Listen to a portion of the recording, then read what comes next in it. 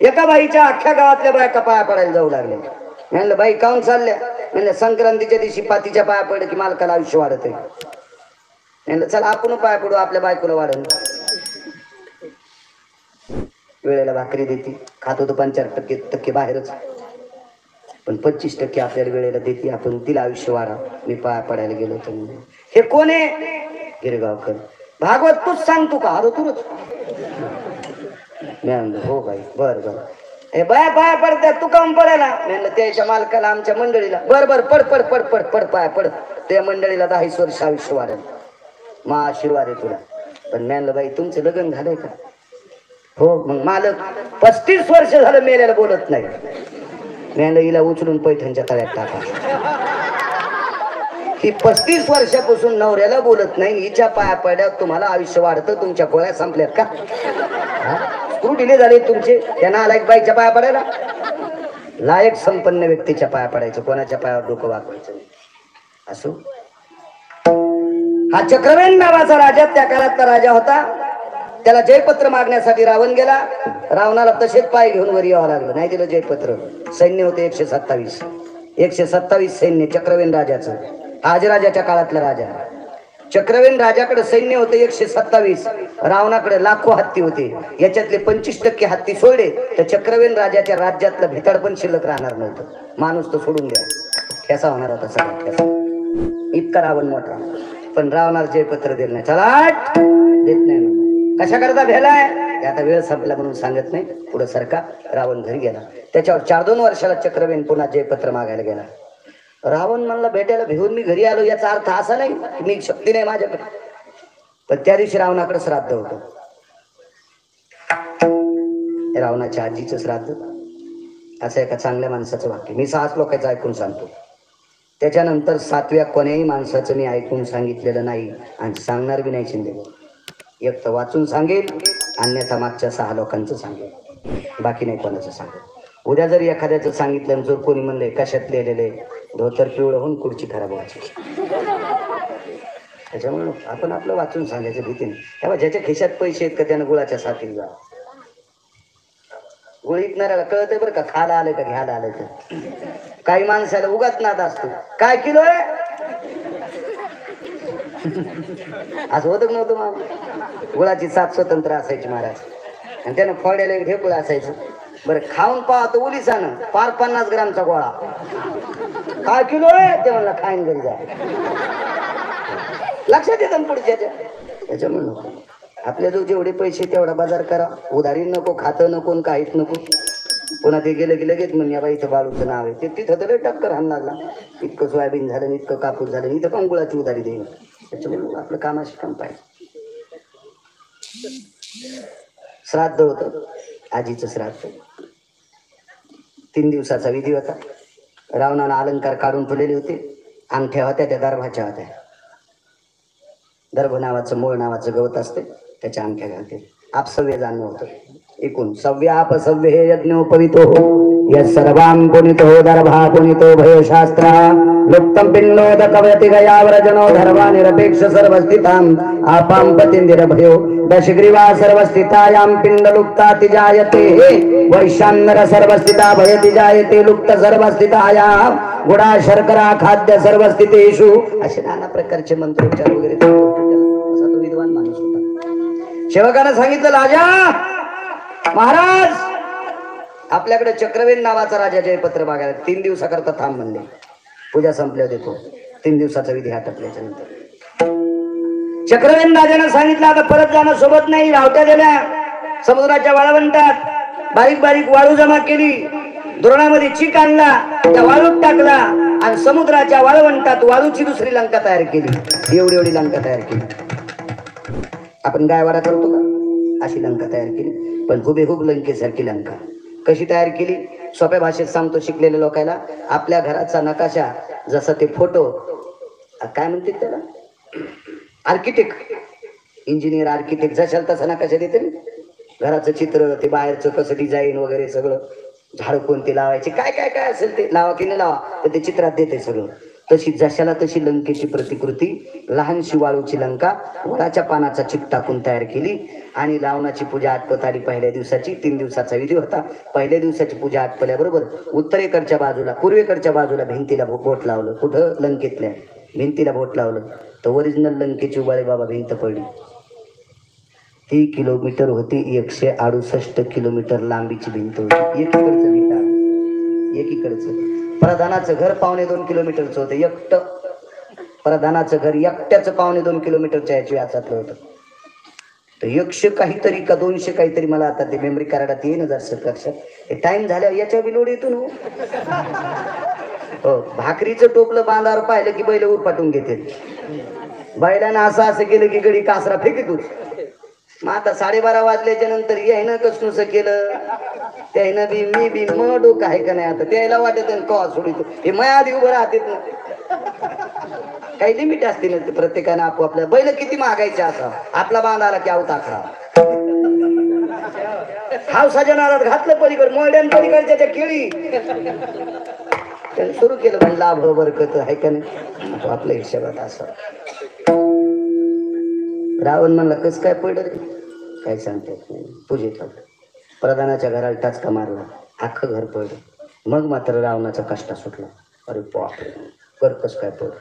गुप्तचरांना सांगितलं, जयपत्र मागायला आलं त्यानं रस्ताचं घर, आपली इकडचा पूर्वेकडचा भाग. हो म्हणे, त्यानं जशाला तशी लंका तिथे तयार केली. त्यानं ज्या वस्तूला बोट लावलं ती वस्तू लंकेत ती पडते. आणि तुम्ही पटकन जयपत्र द्या. रावणाच्या पहिल्याच दिवशी श्राद्धाचा विधी होता.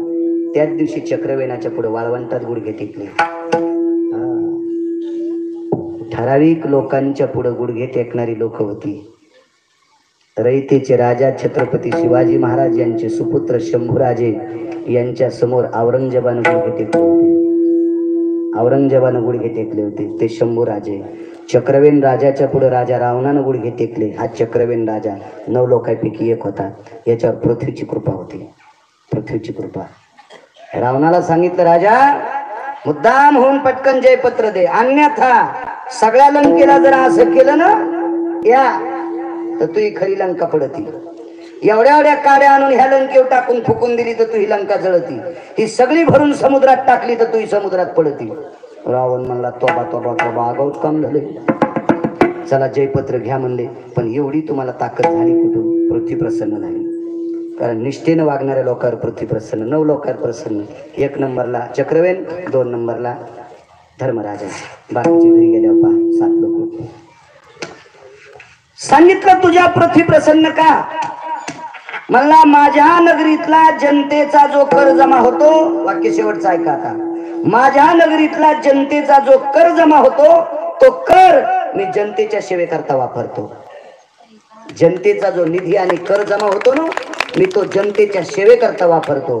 रावणाने विचारलं, खाता काय? माझ्या आजोबा पंजोबानं कमवलेला भूखंड, त्याच्यातल्या गहू ज्वारी जितकी पिकती ती माझ्या पोटाकरता, संसारातल्या लोकांकरता वापरतो आणि जनतेचा कर जनतेसाठी वापरतो. म्हणून पृथ्वीची कृपा झाली. मी जी गोष्ट हातात आणली ती गोष्ट होती, ती धर्माकडे प्राप्त झाली. म्हणून धर्माचा रथ एक रीतीनं आधार चालत होता. पृथ्वीला कुठलाही दगड धर्माच्या रथाचे चाक घासीत नव्हता. 9 पैकी 2 ऐकले. बाकीचे घरी गेल्यावर मोबाईलवर पहा. देव तुमचं चांगलं करीन. भांगाऱ्या भोंगाऱ्याला चॅटिंग करी जाऊ नका, इचक्या रोग होईल. रात्र इचकिता कोहर किचकिता नका, चांगलं इचकिजा. असो मोठ्या श्रद्धेने, मोठ्या अट्टहासाने, मोठ्या असीम प्रयत्नानं वैकुंठवासी स्वर्गीय सुमनबाई राजंबर पाटील उढाण यांचं प्रथम पुण्य श्राद्ध आहे. विठ्ठलराव उढाण असतील, कैलासराव उढाण असतील, बालासाहेब उढाण असतील आणि प्रल्हादराव उढाण असतील. यांनी मोठ्या श्रद्धेनं आजच्या कार्यक्रमाचं आयोजन केलं. तारखेच्या संदर्भात आमचे बाळू काका अवचार विडोळीचे ते संपर्क करत होते. इथूनही बऱ्यापैकी पुनश्च फोन आले. त्यांनाही धन्यवाद. संक्रांत आलेली आहे, 2 मिनिटं घेतो. संक्रांतीच्या कालामध्ये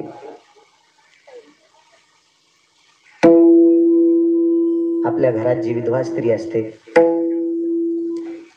त्या स्त्रीला बघितल्याच्या नंतर काही अल्पज्ञानी किंवा डोक्याचा भाग कमी असलेल्या बायका किंवा विचाराची प्रणाली कमी असलेल्या महिला गुरुजी विधवा स्त्रीला नाव ठेवतात. एक विनंती करतो माझ्या माईंनो, मालकाच्या अगोदर मृत्यू पावलेली स्त्री तिला फक्त सौभाग्यवती नाव लागते. मालकाच्या अगोदर मृत्यू पावलेल्या स्त्रीला सौभाग्यवती नाव लागतंय, पण मालकाच्या नंतर मृत्यू पावलेल्या स्त्रीला गंगा भागीरथी नाव लागतंय. गंगा भागीरथी.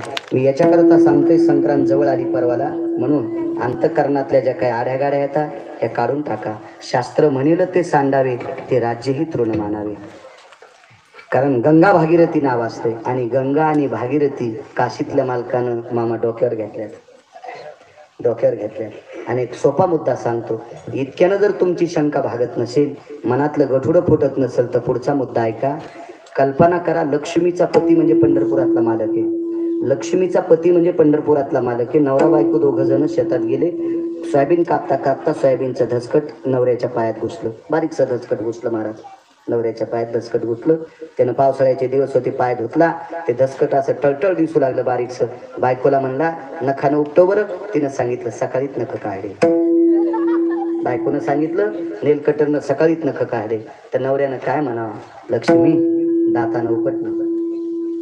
नवरा बायकोला म्हणला, माझ्या पायातलं धसकट तू दातानं काढणं. बायको म्हणली, तुमचे पाय कोण्या ठिकाणी जाते, माझे पवित्र दात तुमच्या पायाला लावणार नाही. कोण म्हणायली, पपेची माय. कोण म्हणती, पपेची माय. दुसरा मुद्दा ऐका. कोटी ब्रह्म हत्यामुख पाहता जाते, पाहिली या वेध लावी, वैश्यजीवी जडून. अगणित लावण्य तेजपुंजाळती, रत्नकिळ फाकती प्रभा, कानडाव विठ्ठलू कर्नाटकू, तेने मज लावी लावे धू. रूप सावळे सकुमार, कानी कुंडल मकराकार. पाहता श्रीमुख सुखावले सुख, डोळियाची भूक नवजे माझ्या. कितीतरी रूपाची उदाहरणं देता येतील. कोट्यावती सूर्याचं तेज ज्याच्या पितांबरात आहे, त्याचा मुखचंद्रमा किती पवित्र असेल कल्पना करा. आणि असं पवित्र मुख ज्या माऊलीच्या तळपायाला लागते, त्या माऊलीच्या तळपायाला, त्याला काटा पाहिल्याबरोबर निघला नसता का? कृपा कटाक्षे हे बघितल्याबरोबर महाराज काटा निघला नसता का? त्याला नख नव्हते का? त्याच्याकडे शस्त्र नव्हतं का? त्याला काय करता येत नव्हतं? पण त्यानं मुद्दाम स्वतःचे दात, स्वतःची जीभ आणि स्वतःचे ओठ एका बाईच्या पायाला लावले. त्या बाईचं नाव होतं जिजाबाई. ती श्रीमंत श्री जगद्गुरु तुकोबरायची धर्मपत्नी होती. म्हणजे तुकोबरायच्या पत्नीच्या पायाची माती खावा अशी लक्ष्मीच्या पतीला वाटलं. विटेवरचा मालक म्हणजे लक्ष्मीचा पती. लक्ष्मीचा पती ज्या बाईच्या पायाची माती चाटतो, त्या बाईनं जर सांगितलं असतं मला मालकाच्या अगोदर जायचं, तर नेलं नसतं का? नेलं नसतं, काही केलं असतं. पण जिच्या पायाची माती पंढरपुरातला मालक चाटतो, त्या बाईला सुद्धा तुकोबरायच्या मागे थांबावं लागले. म्हणून इथं सर्व महिलांना सांगतोय, कोण्या एखाद्या विधवा स्त्रीला नाव ठेवत जाऊ नका. ही तुम्हाला कळकळीची विनंती, हात जोडून विनंती. कारण हा शास्त्रातला पुरावा नाही कोणी कोणाला नाव ठेवलं. कोण मागं राहायचं, कोण पुढं जायचं, कोणाची जहागिरी नाही ती. तुमच्या आमच्या हातचा विषय नाहीये. म्हणून असा भाकडवाद डोक्यात आणू जाऊ नका. शास्त्र सांगते ते करत जा. नालायकानं सांगितलेलं डोक्यावर घेत जाऊ नका. तुमचं डोकं मोडून जाईल एका दिवशी. कधी शास्त्रात ज्ञानोबराय तुकोबराय सांगतात ते करत जा. ही तुम्हाला विनंती. पवित्र संक्रांतीच्या सणाच्या तुम्हाला शुभेच्छा देतो. उपस्थित सर्वांना प्रणाम करतो. शेवेला पूर्ण राम विठोबा